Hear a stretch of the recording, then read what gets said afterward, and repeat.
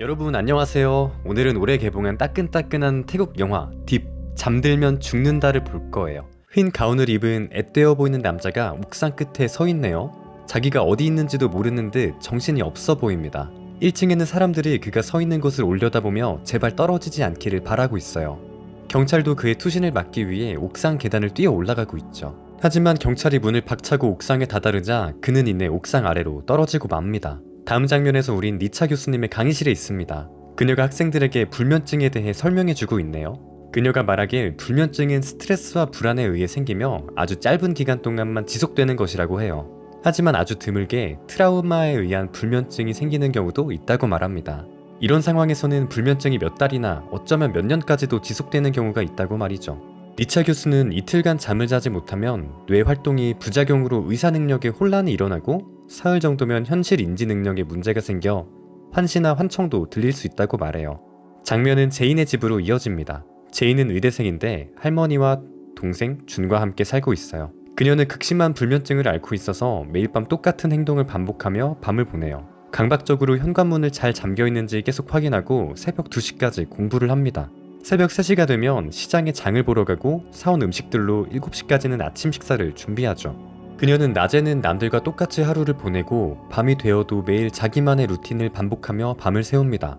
제인은 자신이 24시간을 1초도 낭비하지 않고 오롯이 사용하고 있다고 생각합니다. 그리고 사춘기에 들어선 자기 동생도 돌봐야 하고 할머니의 엄청난 빚도 갚아야 하기에 항상 버거워합니다. 더 버티기 어렵다고 생각한 제인은 어느 날 니차 교수를 찾아가 학교를 그만두고 싶다고 이야기해요. 하지만 교수님은 제인이 정말 잘하고 있고 좋은 의사가 될 거라고 격려하죠. 제인을 돕기 위해 그녀는 독일 제약회사 바이마러에서 온 임상실험 제안을 알려주며 명함을 제인에게 건넵니다.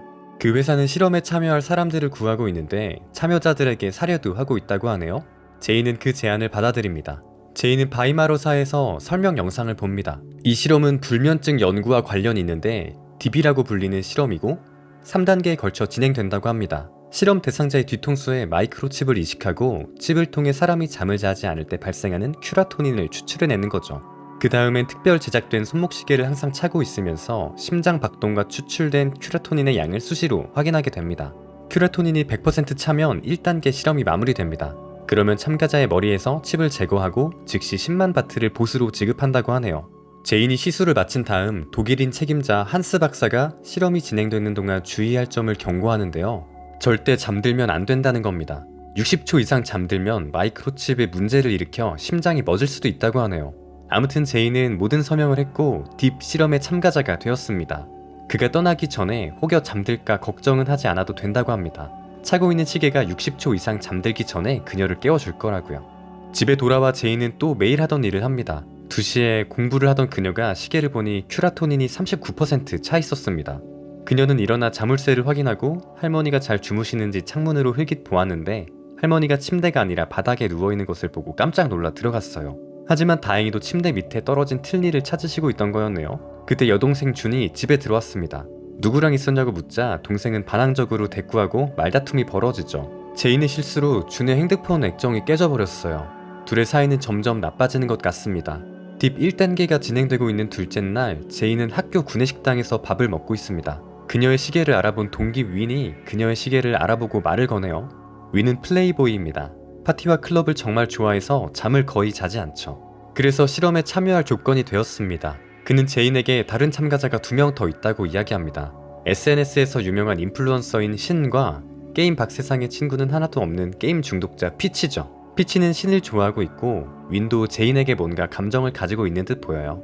이 친구들은 성공적으로 1단계를 마무리하고 바이마러에서 칩을 제거받고 보수도 받습니다. 윈, 신, 그리고 피치는 평소 계획하고 있던 것들을 잔뜩 구매했습니다. 제인은 빚을 갚았고 동생에게 새로 사줄 핸드폰을 알아보았습니다. 4사람은 볼링을 치러 갔어요. 거기서 1단계를 무사히 마친 것을 축하하며 단톡방을 만들었습니다. 2단계 제의가 오면 다같이 도와주면서 참여하자고요. 2단계는 분명 더 어렵겠지만 돈도 더 벌 수 있을 것 같았죠. 신은 실험에 참여하고 나서부터 누군가 자기를 따라다니고 감시당하는 기분이 들었다고 털어놓았습니다. 제인은 먼저 모임 자리에서 떠납니다.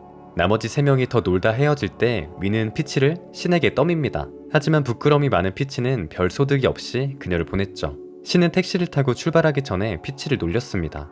제인은 준에게 새로 산 휴대폰을 선물합니다. 다시 조금은 가까워질지도 모르겠네요. 윈은 지저분한 집에서 나오는 길에 자기 아버지와 차갑게 대화합니다. 무언가 사연이 있어 보이네요. 신도 가족들과 사이가 안 좋습니다. 의사 집안인 부모님이 신에게 의과 공부를 강요하고 있거든요. 하지만 신은 언론 정보학을 공부하고 싶어 합니다. 다음날 네 사람은 딥 2단계에 참여하기 위해 연구실에 갔습니다. 책임자가 그들에게 이번에는 1단계보다 더 오랜 시간 깨어 있어야 한다고 이야기합니다. 큐라토닌을 100% 축적하는데 약 5일 정도 걸릴 거라고 이야기하면서 이번에 성공하면 50만 바트를 보수로 받게 된다고 하네요. 친구들은 3일차 이후로 아주 몽롱해 보입니다.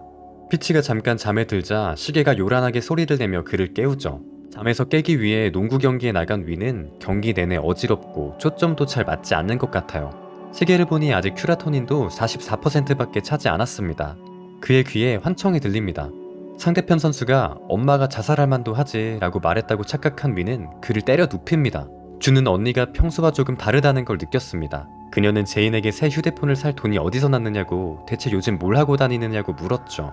제인은 자신이 과외 알바를 한다고 거짓말을 했지만 주는 믿지 않아요. 주는 제인의 책 밑에 끼워져 있던 바이마러사의 명함을 발견합니다. 다음날 제인은 해부학 실습을 하게 되었는데 해부 테이블 위에 올려져 있는 시신이 할머니의 모습으로 보였어요. 끔찍한 환각에 그녀는 아주 놀랐습니다. 신도 마찬가지로 뒤틀린 환각을 보는데요. 모든 학생들이 딥 실험 시계를 차고 있는 것처럼 보였습니다. 실험 참가자 4사람은 식당에서 만났습니다. 그들은 큐라토닌 수치가 빠르게 오르지 않는 것에 낙담하고 있었어요.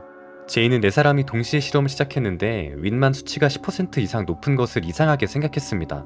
그래서 신체의 물리적 운동이 큐라토닌의 발생을 촉진하는 게 아닐까 추측했죠. 그들은 피치의 집에서 파티를 엽니다. 수영을 즐기고 술도 잔뜩 마시고 즐거운 시간을 보내죠. 제인과 윈이 대화를 하고 있네요. 제인은 자신은 의대 공부도 해야 하고 동생과 할머니도 돌봐야 한다고 말하죠. 윈이 부모님에 대해 묻자 제인은 대답하지 않아요. 저쪽을 보니 졸려하는 피치의 다리털을 신이 쫙 뽑아버리면서 장난을 치고 있네요. 윈에게 좋은 생각이 있다네요. 학교에서 훔친 흥분제를 넣은 칵테일을 마시는 겁니다. 다들 잠이 안 오게 말입니다. 그들은 약을 먹고는 신나게 춤추기 시작합니다. 모두가 제인을 쳐다보고 있어요. 제인은 약에 취해 윈에게 키스를 하고 윈은 제인에게 푹 빠졌습니다. 신은 실수로 피치의 방에 들어가게 되었는데요. 그의 방 곳곳에 자기 사진이 있는 걸 발견했습니다. 자기도 모르는 새 도찰당한 사진들과 자기가 올린 영상들을 녹화한 녹화물까지. 신은 충격에 빠져 기절했습니다. 신을 깨우려고 했는데 그녀의 맥박이 느껴지지 않았죠. 그녀 손목시계의 카운트다운이 거의 끝나갈 즈음 그녀는 눈을 떴습니다. 그들은 이번 보수를 받았습니다. 그리고 다시는 딥 실험에 관여하지 않겠다고 결심하죠. 그들은 이제야 편히 잠을 잘 수 있게 되었습니다. 이제야 본연의 삶으로 돌아갈 수 있을 것 같아요. 며칠 뒤 피치는 신에게 사과하려고 했습니다. 신은 경찰을 부르겠다며 사과를 받아주지 않았고 친구로도 지내고 싶지 않다고 차갑게 떠났습니다. 그때 제인은 니차 교수와 면담 중이었습니다. 교수는 제인에게 이번 학기 성적이 많이 떨어진 이유에 대해서 물었습니다. 혹시 자신이 추천해준 알바 때문이라면 그만두라고 이야기해요. 제인은 그것을 이미 그만두었다고 말했죠. 윈이 제인에게 에드시런 콘서트에 함께 가자고 말합니다. 하지만 그녀는 콘서트에 갈 기분도 누군가와 연애할 시간도 없다고 이야기했어요. 윈은 술을 마시며 시련의 아픔을 잊어보려 했지만 제인과 키스했던 기억이 떠나질 않았습니다. 집에 돌아간 윈은 아버지가 어머니 방의 유품들을 다 버린 것을 발견했습니다. 그는 화가 나 아버지에게 어머니가 자살하도록 내버려둔 구하지 못한 죄책감에 그러는 게 아니냐고 쏟아냈죠. 학교에서 제인은 앰뷸런스가 한 학생의 시신을 실어가는 모습을 보았습니다. 그 학생의 손목에는 딥시계가 채워져 있었죠. 집에 가보니 더 안 좋은 소식이 있었어요. 할머니가 쓰러지신 겁니다. 제인은 그녀를 빠르게 병원으로 데려갔습니다. 그녀가 준과 이야기를 하고 있네요. 제인은 큰 병원에 할머니를 모실 형편이 되지 않아 다른 병원으로 옮길 거라고 이야기하죠. 준은 돈다발이 든 봉투를 꺼내 보여주는데 그 봉투에 바이마러사의 로고가 붙어 있었습니다. 제인은 준에게 어떻게 한마디 말도 없이 이런 일을 했냐며 말다툼을 했어요. 준은 자리를 박차고 나갔습니다. 다음날 제인이 집에 돌아갔지만 동생은 없었습니다. 제인은 바이마러사로 찾아갔습니다. 그녀가 시술실에 들어갔을 때 준은 3단계 마이크로칩을 이식받은 직후였죠. 제인은 준을 살리기 위해 친구들이 3단계에 함께 참여하도록 설득해야 했습니다. 신과 피치는 곧바로 제안을 거절했지만 윈은 제인을 위해 위험을 감수하기로 했죠. 다음날 아침 자매와 윈이 바이마러사에 도착했을 때 피치는 이미 그들을 기다리고 있었고 이내 신도 도착했어요. 그들은 하룻밤 동안 고민을 하다 준과 제인을 돕기로 마음을 바꿨습니다. 친구들은 3단계를 시작했습니다.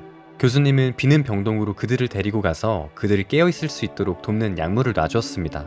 며칠간 그들은 멀쩡했죠. 하지만 여섯째 날 그들은 점점 예민해졌어요. 공격적으로 변해가고 화를 내고 환각을 보고 치고받고 싸웠습니다. 제이는 리차 교수를 찾으러 나갔습니다. 그녀가 어떤 방에 들어갔을 때 감시 카메라가 자기들이 있는 병동을 비추고 있는 것을 발견했습니다. 그리고 문서 자료들도 있었죠. 리차 교수가 실험을 이끄는 주체였던 것입니다. 독일인 책임자는 그저 그녀에게 고용된 배우일 뿐이었죠. 교수가 그녀를 발견했습니다. 제이는 도망쳐서 친구들을 데리고 건물을 탈출하려고 했어요. 하지만 리차 교수는 이미 건물을 봉쇄해놨습니다. 그때 윈이 잠들었습니다. 잠에 빠지고 60초가 흘러버렸어요. 그는 일어나지 못했고 결국 죽고 맙니다. 친구의 죽음에 슬퍼하는 사이 리차 교수가 들어와 그의 시체를 가지고 나갔습니다. 교수가 그의 목에서 칩을 제거했을 때 누군가 그녀의 뒤통수를 후렸습니다. 윈이었어요. 윈의 죽음은 교수를 속이기 위해 친구들이 꾸민 일이었습니다. 리차 교수가 정신을 차리자 제인이 왜 이런 실험을 하느냐 물었습니다. 교수는 일어나 그 방 뒤편에 누워있는 어떤 환자를 보여주었습니다. 그는 젯, 리차가 사랑하는 사람이었습니다. 그는 오래전에 혼수 상태에 빠졌는데 이 영화가 시작되었을 때 옥상에 떨어진 앳되어 보이던 남자가 바로 이 사람이었습니다. 그는 불면증에 대해 연구하다 스스로에게 실험을 했고 환각에 시달리던 중에 그런 사고를 당한 것이었죠. 그녀는 스스로 추출한 큐라토닌의 도움으로 젯의 삶을 계속 연장해오다가 이젠 임상실험을 가장해 학생들에게 칩을 심어 큐라토닌을 추출하던 것이었습니다. 그때 교수가 제인을 덮치더니 바륨을 주사했습니다. 그녀는 쓰러졌습니다. 60초가 지났습니다. 친구들은 그녀를 살리려고 노력했지만 그녀는 일어나지 않았죠. 피치와 신은 교수와 몸싸움을 벌이다 교수를 기절시켰습니다. 죽은 제인 곁에서 친구들은 울었습니다. 그때 준이 움직임 하나 없는 언니의 몸을 주먹으로 내리쳤는데 그녀가 갑자기 깨어났어요. 모두가 안도의 한숨을 내쉬었죠. 그들은 무사히 탈출했고 칩도 제거했습니다. 5명 모두 3단계의 보상인 100만 달러를 받지 못했지만 그들은 이전보다 더 행복해졌습니다. 윈은 아버지와 화해했습니다. 제인과 준은 식당을 열었네요. 신은 의과 공부를 포기하고 언론정보학을 배우기 시작했죠. 피치는 게임을 내려놓고 현실의 친구들과 시간을 보내는 게 얼마나 행복한지 알게 되었습니다. 제인과 윈은 사귀기 시작했고요. 오늘 영상은 여기까지입니다. 제 영상이 재미있으셨다면 좋아요와 구독, 그리고 다른 영상들도 많은 관심 부탁드려요. 감사합니다. 그럼 모두들 안녕.